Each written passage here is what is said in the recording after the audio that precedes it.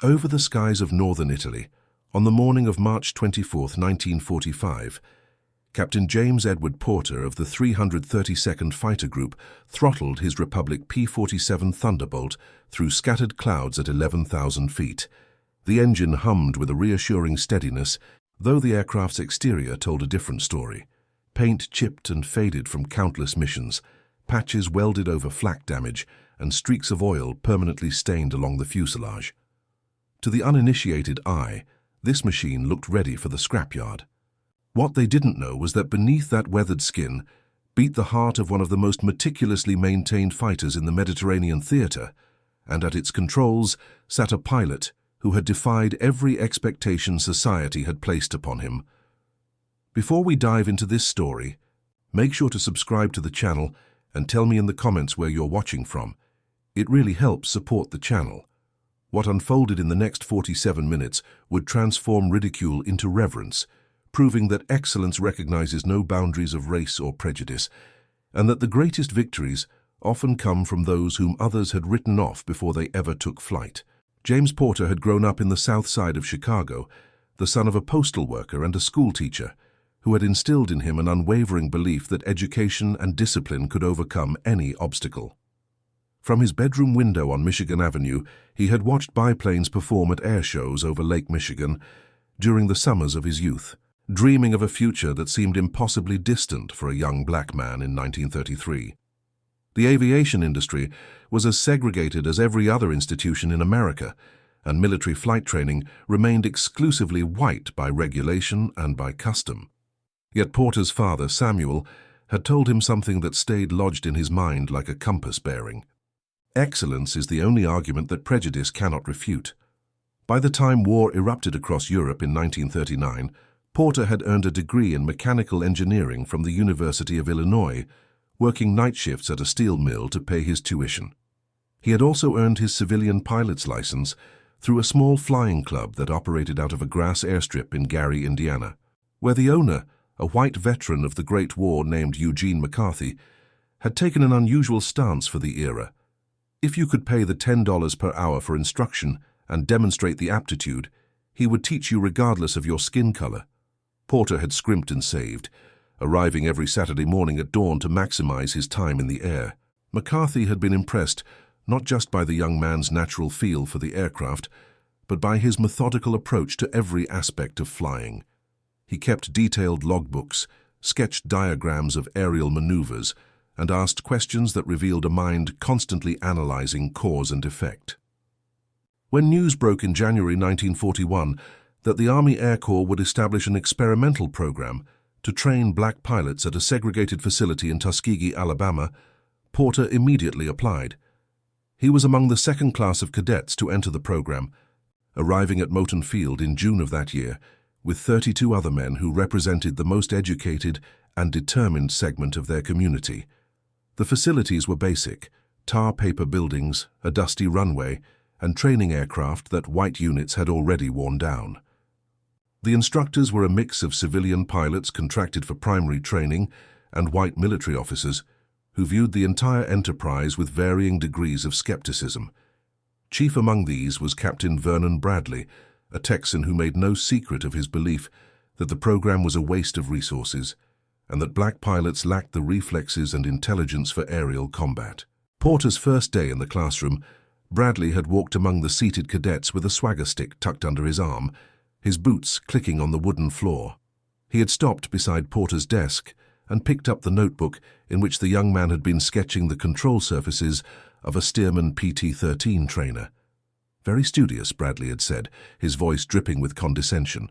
"Tell me, boy, do you really think drawing pictures is going to help you when you're spinning toward the ground at 200 miles per hour? Porter had stood at attention, his jaw set, but his voice steady. "Sir, understanding the mechanical principles of why an aircraft enters a spin and how control inputs affect recovery is precisely what will help in that situation. With respect, sir." The room had gone silent. Several cadets had held their breath, expecting an explosion, but Bradley had simply smiled, a thin expression devoid of warmth, and walked away. "You'll wash out like the rest," he had said over his shoulder. "They always do." That first night in the barracks, Porter had written a letter to his father. He described Bradley's words and his own response, then added, "I will not wash out. I will not give him or anyone else the satisfaction. I will fly better than they ever expected, and I will do it not to prove them right or wrong, but because flying is what I was meant to do, and no man's prejudice will take that from me." The training at Tuskegee was deliberately rigorous, designed partly to prepare pilots for combat, but also, Porter and his fellow cadets understood, to provide ammunition to those who hoped the program would fail. The washout rate exceeded 50%. Cadets who made simple mistakes that would have earned white trainees a reprimand found themselves dismissed from the program entirely. The standards for aerobatics, navigation, and gunnery were unforgiving. Porter threw himself into every phase with an intensity that bordered on obsession. He studied aerodynamics textbooks by flashlight after lights out. He practiced aircraft recognition until he could identify any fighter or medium-range weapon carrier in the European or Pacific theaters from a 3-second glance at a silhouette. He flew every training sortie as if his life depended on it, because he understood that in a very real sense, his future and the future of every black aviator did.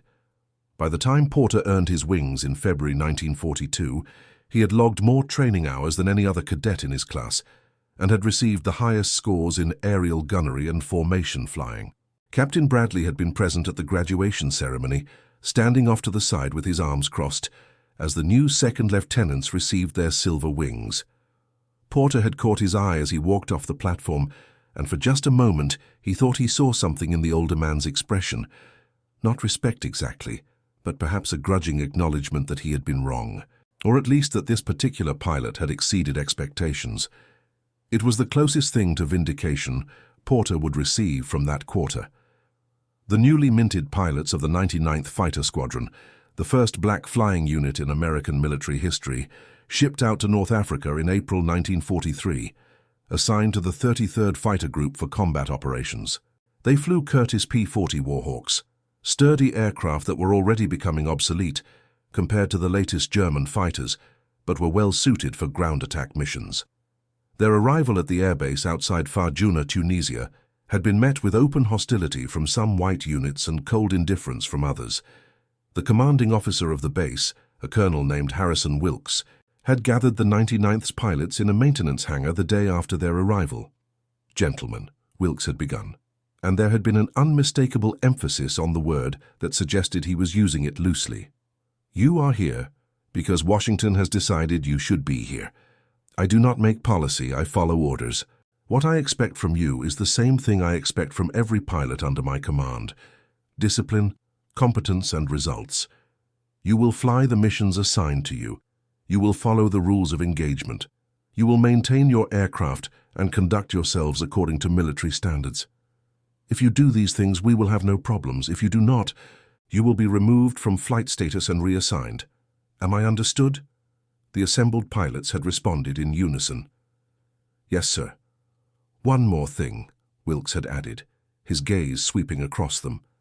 "There are men on this base who do not believe you belong here. I will not tolerate open insubordination or violence, but I cannot control what men think or say when I am not present. My advice to you is to focus on your jobs and ignore the noise. Prove yourselves in the air, not in the mess hall or the barracks. Dismissed." As they filed out, Porter's squadron mate, Lieutenant Marcus Hayes from Detroit, had muttered, "Translation, we're on our own, and if anything goes sideways, we're the ones who'll catch the blame." Porter had nodded but said nothing. He had expected nothing different. Their first combat missions were coastal patrols and escort duties for light reconnaissance aircraft, low-risk assignments that kept them away from the most intense action. Porter flew his first combat sortie on April 19th, a 2-hour patrol over the Mediterranean that involved no contact with enemy forces. His second mission, 3 days later, was an escort for a pair of observation planes photographing German positions near Bizerte. They encountered no resistance, but Porter had remained alert throughout, his eyes scanning the sky in quadrants the way his instructors had taught him, his hand resting lightly on the control stick, ready to react to any threat. It was during his 7th mission on May 2nd that Porter finally saw combat. The 99th was providing top cover for a formation of medium-range attack aircraft striking a supply depot when 4 Messerschmitt Bf-109s dropped out of the sun, their cannons already firing. Porter had seen the glint of light on canopy glass and had instinctively rolled left, calling out the threat over the radio. The German fighters tore through the American formation, damaging one attack aircraft and forcing another to break away, trailing smoke. Porter had maneuvered his Warhawk onto the tail of one of the attacking fighters, but the German pilot had been experienced and had executed a split S that took him out of Porter's firing solution before he could get a clean shot. The brief encounter had lasted perhaps 90 seconds, but it had taught Porter something crucial. Training and natural ability would get you into the fight, but experience and instinct would keep you alive in it. Over the following months, as the campaign in North Africa concluded and the focus shifted to Sicily and the Italian mainland, the 99th gradually earned a reputation for reliability. They flew ground attack missions, strafing enemy convoys and troop concentrations, and they escorted bombers deep into enemy territory. Porter shot down his first enemy aircraft, a Focke-Wulf 190, during a furious engagement over Sicily on July 2, 1943. The moment of seeing the German fighter break apart under his gunfire had filled him not with exhilaration, but with a strange mixture of satisfaction and sobering awareness of mortality. Somewhere inside that disintegrating machine had been another pilot, another man with training and hopes who had simply been slower or less fortunate in that particular exchange. By the end of 1943, Porter had flown 63 combat missions and had been promoted to first lieutenant. The 99th had been reorganized as part of the newly formed 332nd Fighter Group, which included 3 additional Black Squadrons. The group transitioned from P-40 Warhawks to P-39 Airacobras, and then, in early 1944, to the Republic P-47 Thunderbolt, the aircraft Porter would come to master and love. The Thunderbolt was a beast of an airplane, weighing 7 tons fully loaded and powered by a Pratt & Whitney R2-800 double Wasp radial engine that produced 2,000 horsepower. It was fast in a dive, capable of exceeding 500 miles per hour, and it was astonishingly tough. Pilots had returned from missions with holes large enough to crawl through, with cylinders shot away, with control surfaces nearly severed, and the big fighter had brought them home. It carried 8 50 caliber machine guns, 4 in each wing, with a total ammunition capacity of over 3,000 rounds. In the right hands, it was a devastating weapon. Porter had fallen in love with the Thunderbolt from his first training flight. The aircraft required respect. It was heavy on the controls and unforgiving of sloppy technique, but it rewarded precision and aggression. The massive engine up front provided both psychological comfort and physical protection. Porter had customized his assigned aircraft, tail number 42873, with meticulous care. He insisted on being present for every maintenance procedure, often assisting the ground crew with tasks that most pilots would have left entirely to the mechanics.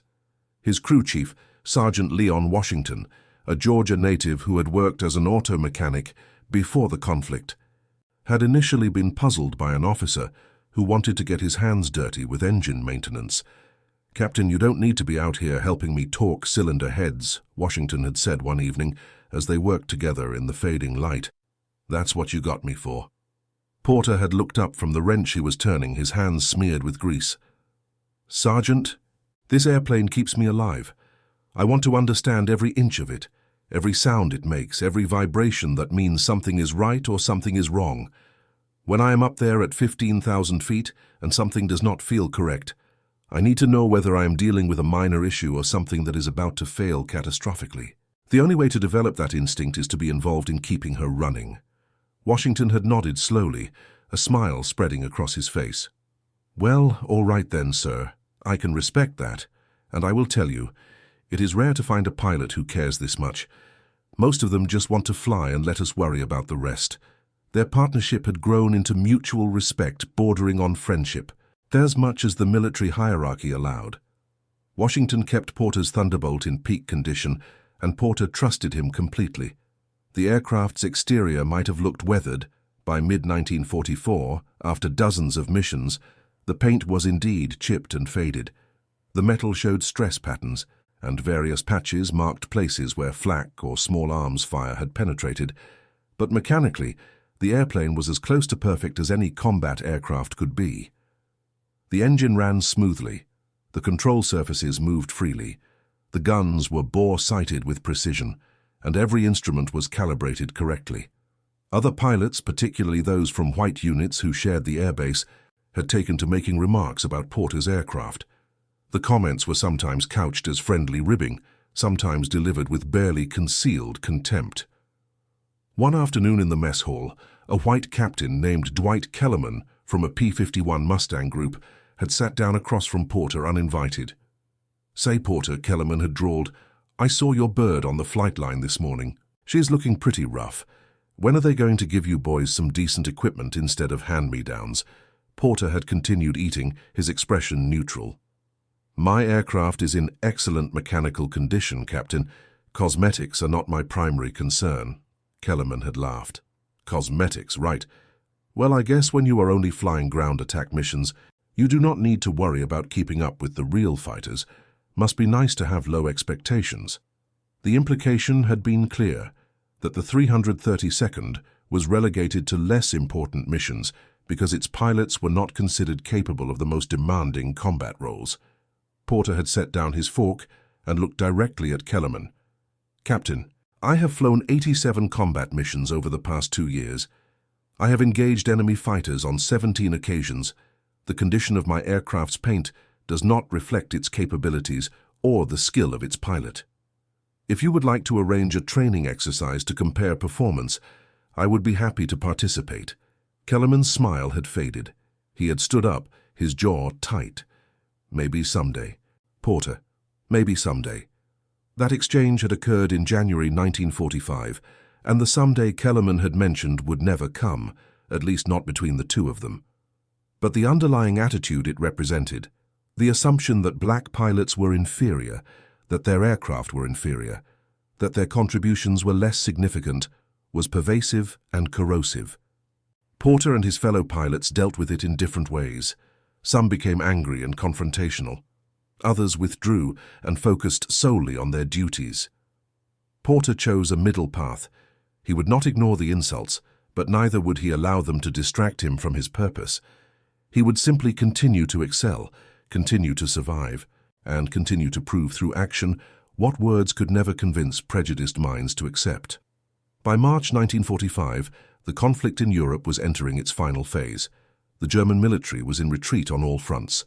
The Italian campaign was grinding northward through determined resistance, and the strategic situation was clearly turning against the German forces. Yet combat remained intense and deadly. German pilots, though outnumbered and often flying with inadequate fuel and ammunition, fought with the desperation of men who knew they were losing but refused to surrender easily. The introduction of jet-powered fighters, the Messerschmitt Me-262, had added a new dimension of danger. These aircraft were faster than any piston-engine fighter in existence, capable of speeds exceeding 530 miles per hour, and they carried heavy cannon armament that could destroy a bomber with a single well-placed burst. The Me-262 had first appeared in combat in mid-1944, but by early 1945, they were being deployed in greater numbers, despite chronic fuel shortages and mechanical reliability issues. Allied pilots had quickly learned that the jets were vulnerable during takeoff and landing, when their speed advantage was negated, and that their high fuel consumption limited their time in the air. But once they were up to speed and altitude, they were formidable opponents.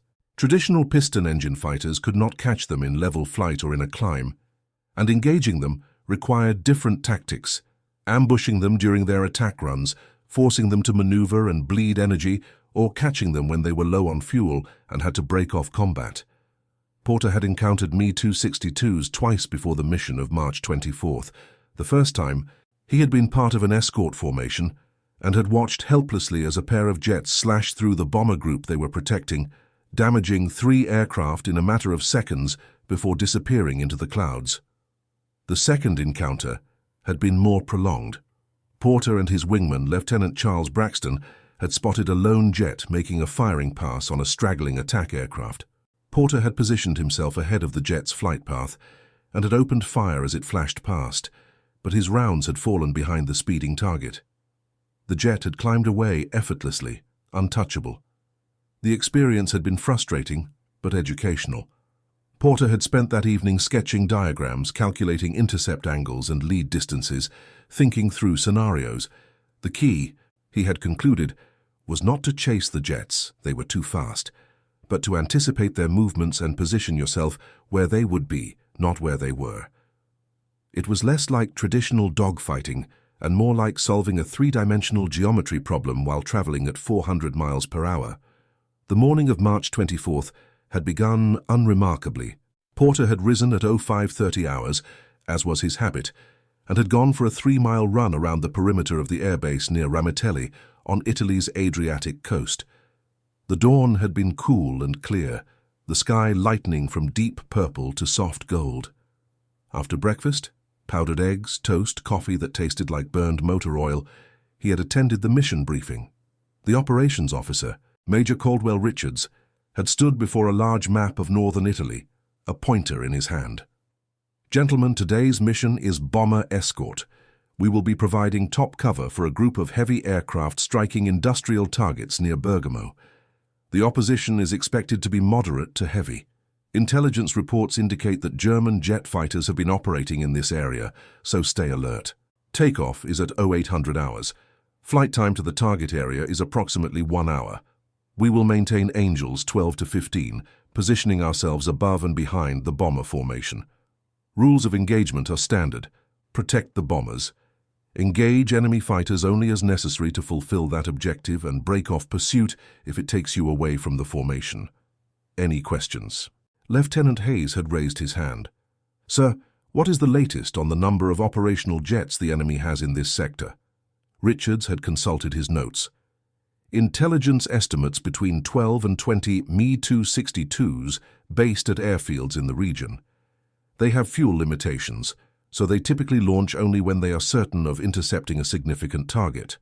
That said, do not assume they will not be up there today. Treat every unknown contact as potentially hostile until identified. Anything else?" There had been no further questions. The pilots had filed out to prepare for the mission, checking their gear, reviewing their aircraft assignments, going through the personal rituals that preceded combat. Porter had walked out to his Thunderbolt with Sergeant Washington, conducting a thorough pre-flight inspection. Despite knowing the aircraft had been checked already that morning, he had run his hand along the leading edge of the wing, felt the slight roughness where paint had worn away, examined the patches that covered old wounds. "She will get you there and back, Captain," Washington had said quietly. "You just fly her like you always do." Porter had nodded, pulling on his leather flight helmet and buckling it under his chin. He had climbed into the cockpit, settled into the seat worn to the contours of his body by hundreds of hours of flight time, and began the startup sequence. The big radial engine had coughed once, twice, then caught with a roar that vibrated through the entire airframe. He had methodically checked each instrument, oil pressure climbing, fuel mixture rich, magnetos firing cleanly.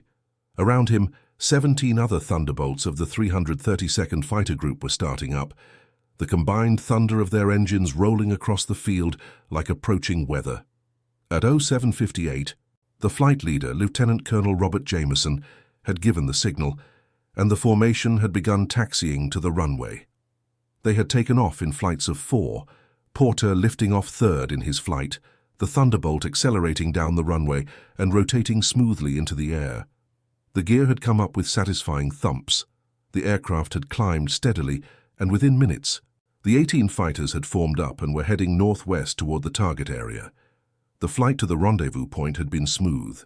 Below, the Italian countryside unfolded in patchworks of brown and green fields, stone villages, and winding rivers that glinted in the morning sun.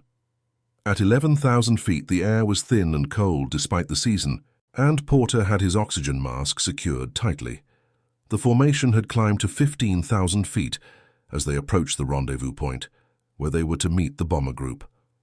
The heavy aircraft, 48 of them arranged in tight defensive boxes, had appeared precisely on schedule, their contrails marking their progress across the sky. The bombers were flying at 18,000 feet, and the fighters had positioned themselves 3,000 feet above and 2 miles behind, a protective umbrella watching for threats. Porter had scanned the sky constantly, his eyes moving in disciplined patterns, high and ahead, level left and right, low and behind, repeat. The temptation was always to fixate on one sector, especially if you saw something suspicious. But that was how pilots got jumped.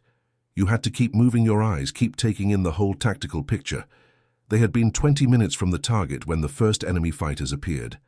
Bandits, 11 o'clock high, 4,000 feet above us, the radio crackled. Count 6, repeat 6 contacts.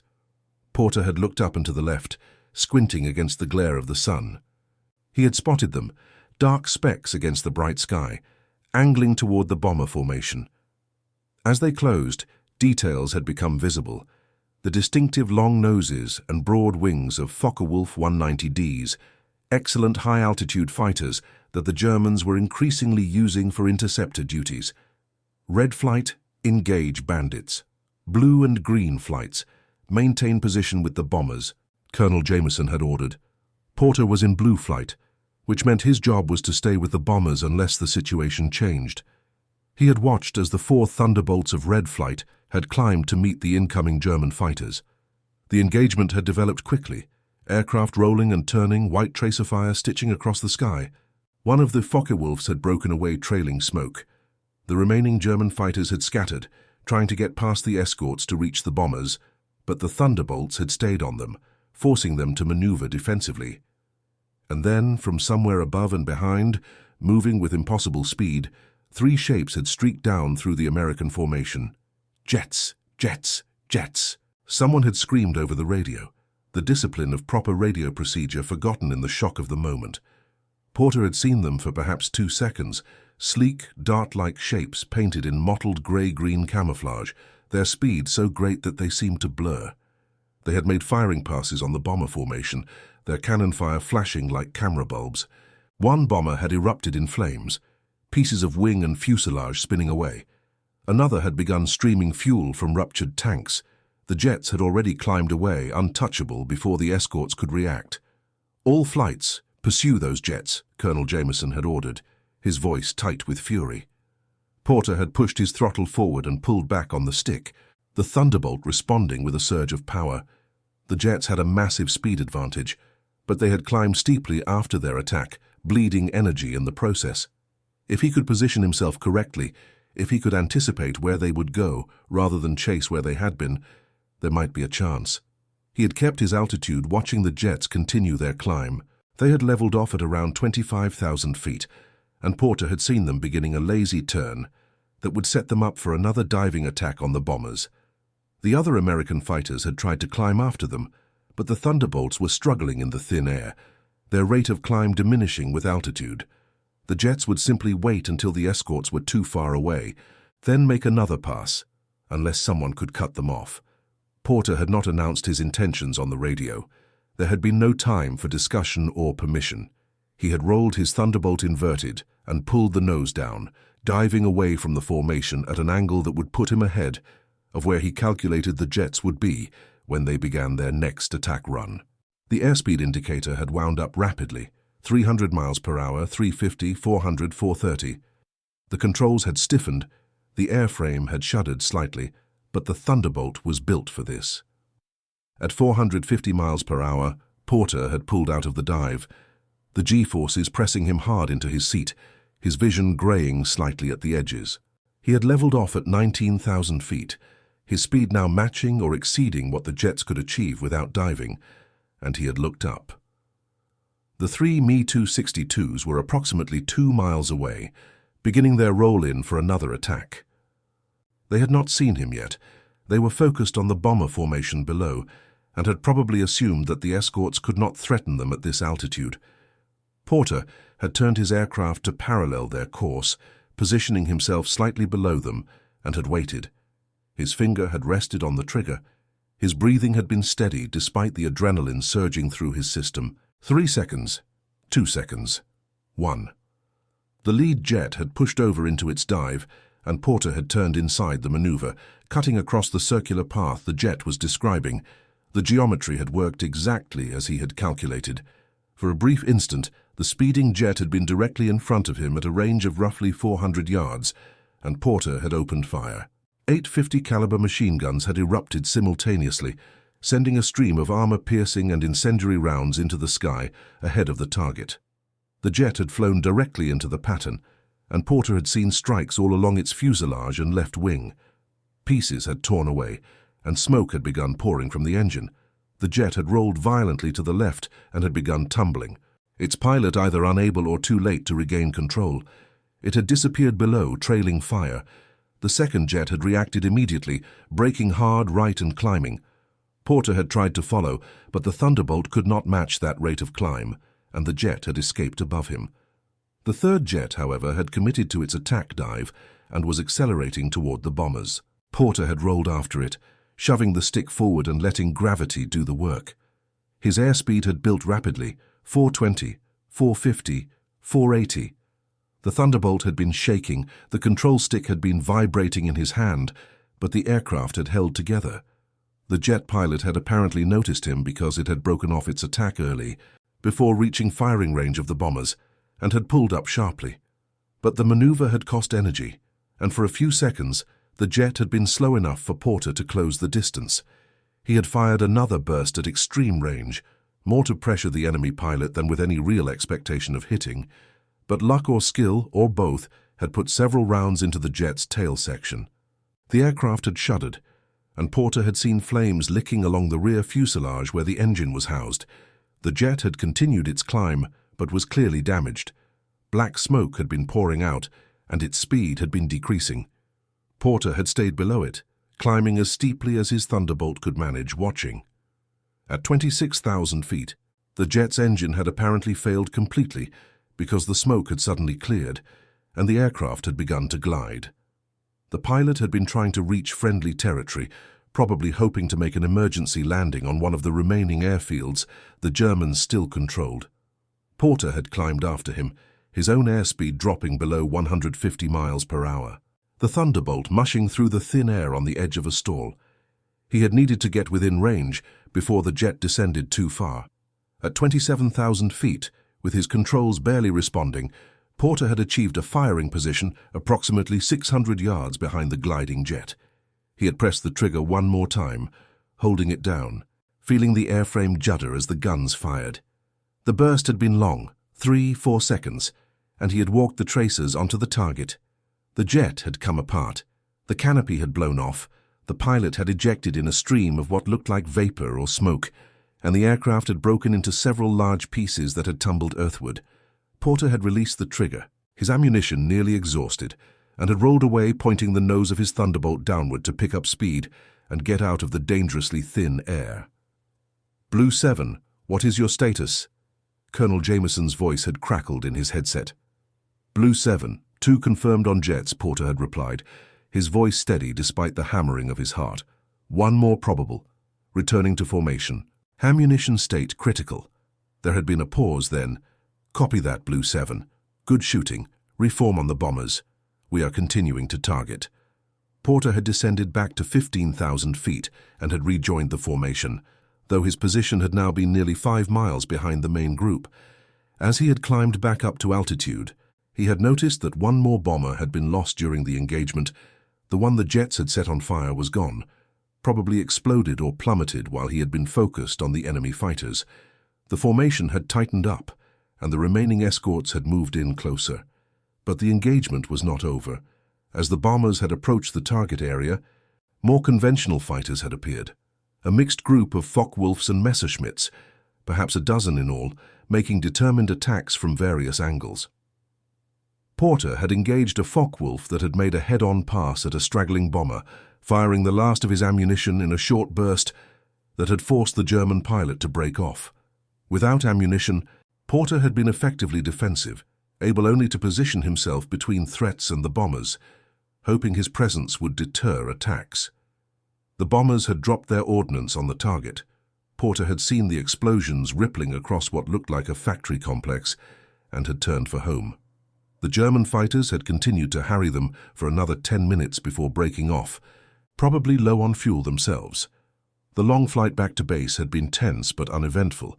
Porter had landed with his fuel gauge showing less than 50 gallons remaining, his ammunition completely expended, and his aircraft showing new stress cracks around the engine mounts from the high-speed maneuvers. Sergeant Washington had been waiting on the flight line as Porter had taxied to his revetment and shut down the engine. The sudden silence after hours of engine noise had been disorienting. Porter had sat in the cockpit for a moment, his hands trembling slightly now that the adrenaline was fading, before unbuckling and climbing down. "Captain," Washington had said, his eyes wide, "we just heard on the radio. You actually took down 2 jets." Porter had nodded, pulling off his helmet, his hair matted with sweat. "2 confirmed, maybe 3, but I only saw 2 actually break up. The third was severely damaged and descending, but I did not see it hit the ground." Washington had let out a low whistle. "Sir, I do not think anyone has ever taken down 2 jets in one mission, not in a Thunderbolt." Other pilots and ground crew had been gathering, word spreading quickly. Colonel Jameson had approached, his expression serious. Porter had come to attention, saluting. Jameson had returned the salute. "Captain Porter, I need your detailed account of the engagement for my after-action report. What you did up there was either brilliant or insane, and I am not entirely sure which. You broke formation without orders and dove away from the group. Care to explain your thinking?" Porter had chosen his words carefully. "Sir, the jets had a clear advantage in speed and altitude. If we tried to chase them conventionally, they would simply climb away and make another attack. I calculated that by diving away from the formation at a specific angle, I could build enough speed to position myself ahead of their attack path rather than behind it. When they committed to their dive, they flew into my field of fire rather than me trying to catch them from behind. The second jet, I was able to pursue in the dive because the Thunderbolt can achieve very high speeds in a steep descent. The third I caught after it had damaged its engine during its escape climb and could no longer maintain speed." Jameson had studied him for a long moment. That required, at minimum, exceptional situational awareness, advanced mathematics calculated under extreme stress, and absolute confidence in your aircraft's capabilities. It also required you to abandon your assigned position and operate independently. In most circumstances, I would consider that a breach of discipline. "Yes, sir," Porter had replied. However, Jameson had continued, a slight smile crossing his face. "The result was that you prevented what likely would have been multiple additional bomber losses, and you definitively removed at least 2 enemy jets from the battlefield. Those jets are expensive, difficult to produce, and take trained pilots to fly. The Germans can ill afford to lose them. So, while I cannot officially encourage pilots to disregard formation discipline, I can acknowledge that your initiative and skill produced an exceptionally positive outcome. I am putting you in for a commendation." Dismissed. The story had spread through the airbase like wildfire. By evening mess, pilots from other units, including some who had previously made dismissive comments about the 332nd, had approached Porter to ask about the engagement. The tone had been different now, respectful, interested. Captain Kellerman, the Mustang pilot who had mocked Porter's worn aircraft, had actually stood up from his table and walked over to where Porter sat with his squadron mates. "Porter," Kellerman had said, his voice lacking its previous condescension, "I heard what you did today. 2 jets in a P-47, that is impressive work. Really impressive." Porter had looked up at him, his expression neutral. "Thank you, Captain. I also," Kellerman had continued, seeming uncomfortable, "I want to apologize for some of the things I have said. About your equipment, your unit. I was out of line." Hayes had been watching the exchange with barely concealed satisfaction, but Porter had simply nodded. "Apology accepted, Captain. We all have our perspectives shaped by our experiences. I hope today's mission has provided some useful data points." Kellerman had extended his hand, and Porter had shaken it. After the Mustang pilot had returned to his table, Hayes had leaned over and said quietly, "You are a better man than I am, James." I would have told him to go to hell. Porter had shaken his head. What would that accomplish? He acknowledged he was wrong. That is more than most people do. Besides, we did not do this to win approval or friendship. We did this because it is our duty and because we are good at it. If some people finally recognize that, fine. If not, We will still be here tomorrow, doing the same job. Over the following days, the intelligence reports had confirmed Porter's claims. Reconnaissance photographs of the area where the engagement had taken place showed wreckage of 3 Me-262s. The third jet, the one Porter had listed as probable, had indeed been destroyed. It had crashed in a field approximately 12 miles from where he had last observed it, the pilot having successfully ejected, but the aircraft itself a total loss. Porter was officially credited with 3 aerial victories in a single mission, making him one of only a handful of pilots in the entire theater to have achieved that distinction, and the only one to have done so against jet aircraft. The commendation Colonel Jameson had recommended was upgraded to the Distinguished Flying Cross, which was presented to Porter in a ceremony 3 weeks later. By that time, the conflict in Europe was in its final days. German resistance was collapsing, and Allied forces were closing in on what remained of enemy-held territory. The 332nd continued flying missions until May 7, 1945, when Germany formally surrendered. Porter returned to the United States in June, having flown 116 combat missions and been credited with 8 confirmed aerial victories and 3 probable. He had also been awarded the Air Medal with 4 oak leaf clusters and the Purple Heart for wounds sustained when flak had torn through his cockpit on a mission in April, lacerating his left arm and shoulder. The injuries had been painful, but not debilitating, and he had been back in the air within a week.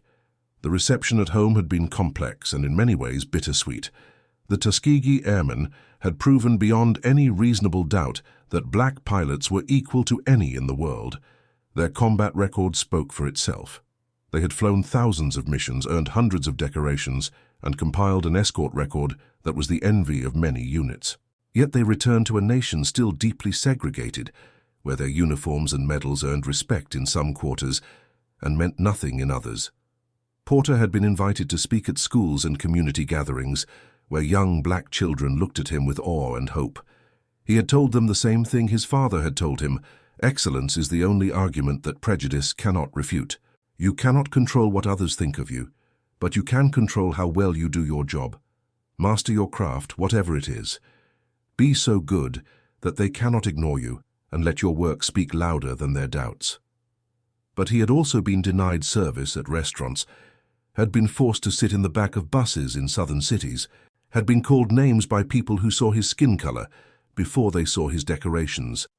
The contradiction, being honored as a war hero while being treated as a second-class citizen, had been maddening for some of the returning pilots. Porter had channeled his frustration into advocacy, working with civil rights organizations to push for desegregation of the military and, eventually, society at large. The military had officially integrated in 1948 when President Truman signed Executive Order 9981, which stated that there shall be equality of treatment and opportunity for all persons in the armed services without regard to race, color, religion, or national origin. It had been a bureaucratic sentence, dry and legalistic, but for Porter and thousands of others who had served in segregated units, it had represented a monumental shift. The change had not happened overnight. Implementation had been gradual and met resistance in places, but the direction had been clear. Porter had remained in the Air Force after the conflict, transitioning to jet aircraft himself and eventually commanding a fighter squadron during the conflict in Korea. He had retired as a colonel in 1963 after 22 years of service. His post-military career had included work as an aerospace consultant and as a teacher, instructing young pilots in the same principles that had guided him: thorough preparation, technical mastery, tactical creativity, and the importance of staying calm under pressure. In the decades that followed, the story of the Tuskegee Airmen had gradually become more widely known and celebrated. Museums and memorials had been established, documentaries and books had been produced. The men who had been doubted and dismissed, who had flown worn aircraft and faced prejudice in the air and on the ground, had finally received recognition as pioneers and patriots. Porter had been interviewed countless times in his later years, asked to recount specific missions and moments. He had always been generous with his time, but had insisted on 2 things. First, that the focus not be solely on him, but on all the men who had served in the 332nd and the other units of the Tuskegee program. and second, that people understand the mission of March 24th, 1945, had not been about personal glory but about protecting the bombers and completing the objective.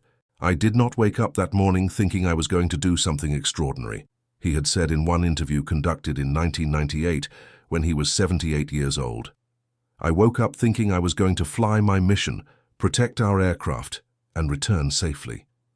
The opportunity to engage those jets arose because I paid attention to details, because I understood my aircraft's capabilities, and because I was willing to try something unconventional. But it was also luck. Luck that the geometry worked out. Luck that my guns functioned properly. Luck that those German pilots made choices that put them in my firing solution. You cannot separate skill from fortune in combat. Both are always present. When asked about the mockery he and other black pilots had faced, about the comments regarding his aircraft's appearance and the assumptions about his capabilities, Porter had been thoughtful in his response. "Prejudice is rooted in ignorance and fear," he had said. "People fear what they do not understand, and they create narratives to justify their fear."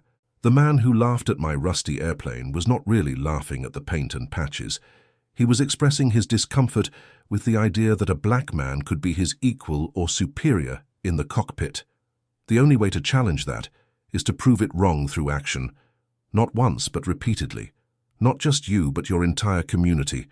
And even then, some people will never be convinced. But you do not do it for them.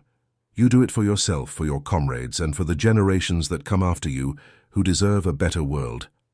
Sergeant Leon Washington, Porter's crew chief who had kept that weathered Thunderbolt running through dozens of missions, had remained a close friend through the decades. Washington had returned to Georgia after the conflict, had opened his own auto repair shop, and had built a successful business. He and Porter had corresponded regularly and had reunited at several Tuskegee Airmen conventions. In 2003, when both men were in their 80s, they had traveled together to the National Museum of the United States Air Force in Ohio to see a restored P-47 Thunderbolt on display. They had stood before the aircraft for a long time without speaking, Washington leaning on a cane, Porter's posture still military straight despite his age. Finally, Washington had said, "You know, Captain, I have worked on hundreds of engines in my life, cars, trucks, aircraft. But that one, your Thunderbolt, that was special. Not because it was technically superior or anything, but because every time you took off, I knew I had done everything I could to bring you back alive. And every time you landed, you proved that the work mattered." Porter had nodded, his eyes on the aircraft. "And every time I was up there at 15,000 feet with enemy fighters around me, I knew I was flying an aircraft that would not quit on me, because you had made sure of it. We were a team. Leon. Always were." James Edward Porter passed away in 2006 at the age of 86. His funeral at Arlington National Cemetery was attended by hundreds of people, including fellow Tuskegee Airmen, active duty Air Force officers, politicians, and civil rights leaders. The honor guard was composed of 6 fighter pilots, 3 white, 3 black, representing the integrated force that his generation had fought to create. A P-47 Thunderbolt from the Commemorative Air Force performed a missing man formation flyover, the slot position empty in tribute. The significance of what Porter and his generation accomplished extended far beyond their combat record, impressive as it was. They had proven that integration could work, that diversity was a strength rather than a weakness, and that excellence had no racial boundaries. The military, once rigidly segregated, had become one of the most successfully integrated institutions in American society, a model that other sectors had eventually followed. The aircraft that Porter flew on March 24, 1945, tail number 42873, did not survive the conflict. It was damaged beyond economical repair in late April during a ground attack mission when intense anti-aircraft fire tore through the engine and cockpit. The pilot flying it that day, Lieutenant Marcus Hayes, had managed to bring the crippled fighter back to base on sheer willpower and skill, but the airframe was stripped for parts and the rest scrapped. Hayes had walked away with minor injuries and had completed the conflict flying a different aircraft. He had often said that Porter's lucky plane had saved his life one last time. The story of the rusty airplane and the pilot who proved everyone wrong had become part of Air Force lore. told to new aviators as an example of why you should never judge capability by appearance, and why assumptions about who belongs in a cockpit or any position of responsibility are not just morally wrong, but tactically foolish. The military that once doubted whether black men could fly had learned a costly but valuable lesson. Talent is universally distributed, even if opportunity is not, and an organization that excludes people based on irrelevant characteristics is an organization that weakens itself. In the years after Porter's death, researchers combing through German records confirmed details of the March 24th engagement that had not been previously available. The 3 Me-262 pilots whose aircraft had been taken down that day were identified. One had been a 23-year-old named Wolfgang Schneider, an experienced pilot with 11 confirmed victories to his credit, who had ejected successfully and survived. Another had been Heinrich Mittner, aged 27, who had not survived the crash of his jet. The third pilot's identity remained uncertain in the records, but German loss reports confirmed 3 Me-262s destroyed on that date in the location of the engagement, all attributed to American fighter action. Schneider had been interviewed years later by a military historian researching the air conflict over Italy. He had described the engagement from his perspective. "We thought we had the advantage. We always had the advantage against the American fighters because of our speed. We would dive, attack, and climb away before they could respond. But that day, one of their pilots did something I had not seen before. He did not chase us. He positioned himself where we would be and waited for us to come to him. By the time I realized what he had done, it was too late for my wingmen. So I was able to escape only because I broke off my attack early. Whoever that pilot was, he understood the geometry of jet combat better than most of our own pilots did. He respected his enemy enough to study our tactics and find the weakness." That is what good pilots do.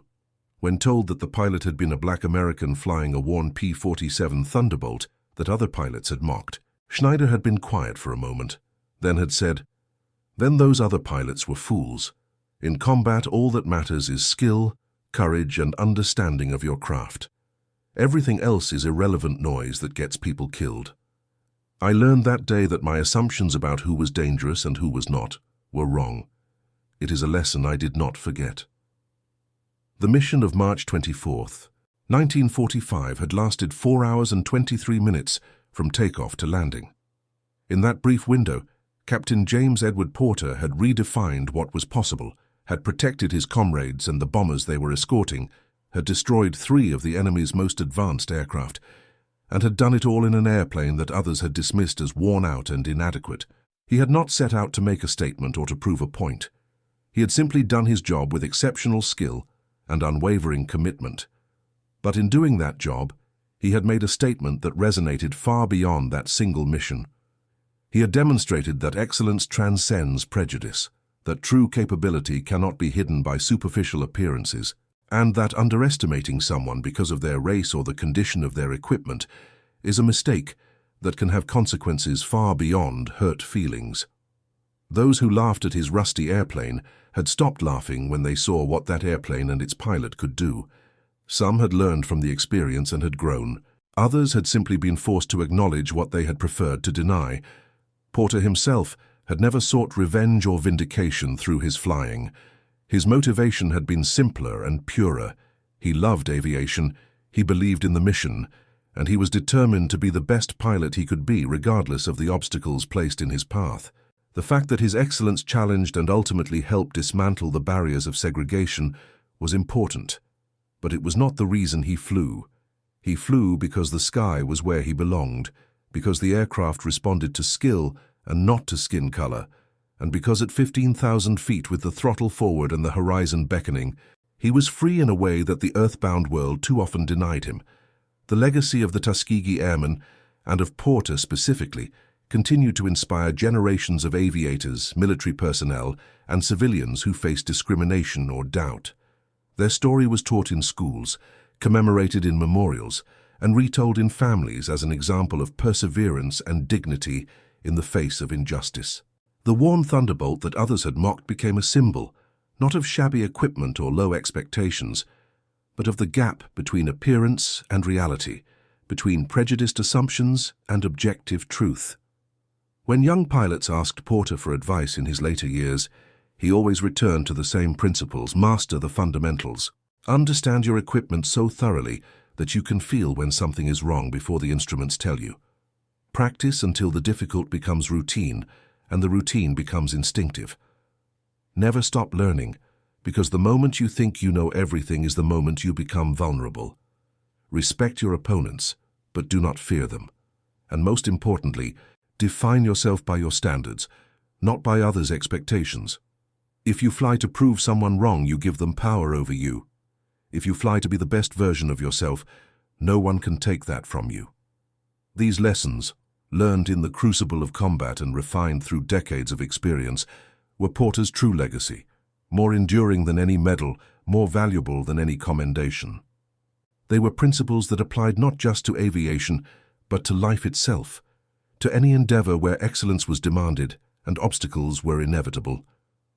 The story of March 24, 1945, was ultimately a story about seeing clearly. The German pilots had failed to see the threat from an aircraft they assumed was obsolete. Porter's detractors had failed to see the capability in a pilot they assumed was inferior. But Porter had seen everything with clarity: the geometry of the engagement, the capabilities and limitations of his aircraft, the patterns in his enemy's tactics, and most importantly, the truth that his worth as a pilot had nothing to do with others' opinions and everything to do with his own skill and determination. In the end, that clarity of vision, the ability to see past prejudice and assumption to objective reality, was what changed the world. Not in one dramatic moment, but through thousands of missions, millions of hours of flight time, and countless individual acts of excellence that accumulated into undeniable truth. The Tuskegee Airmen did not beg for acceptance or argue for equality. They simply flew their missions, protected their charges, and came home with records that spoke louder than any words. And when the laughter stopped and the doubters fell silent, what remained was the sound of engines starting, wheels leaving runways, and pilots of all backgrounds taking to the sky together, united not by the color of their skin or the newness of their paint jobs, but by the shared commitment to excellence that defines those who earn the right to be called aviators. That was James Porter's real victory on March 24, 1945, not the 3 jets taken down, though those were significant achievements. His real victory was in demonstrating with absolute clarity that the content of a pilot's character and the quality of their skill were the only metrics that mattered when lives hung in the balance. Everything else was noise, and Porter had spent his entire career tuning out the noise and focusing on the signal: fly well, protect your people, complete the mission, come home, repeat. It was a simple formula, but executing it under the pressures of combat, prejudice, and doubt required strength that went beyond physical courage. It required the moral courage to believe in yourself when others did not, to maintain standards when it would have been easier to accept lower expectations, and to prove your worth not once in a single dramatic moment, but every single day through consistency and competence. The men and women who followed in the Tuskegee Airmen's contrails inherited that legacy. Every black pilot who took to the sky after 1945 flew on wings that Porter and his comrades had built, through their service and sacrifice. Every integrated crew, every diverse flight formation, every assumption challenged and barrier broken, could trace its lineage back to those early days when proving the possible required fighting 2 battles simultaneously: the one in the sky against a determined enemy, and the one on the ground against an unjust system. And that concludes our story. If you made it this far, please share your thoughts in the comments. What part of this historical account surprised you most? Don't forget to subscribe for more untold stories from World War II, and check out the video on screen for another incredible tale from history. Until next time.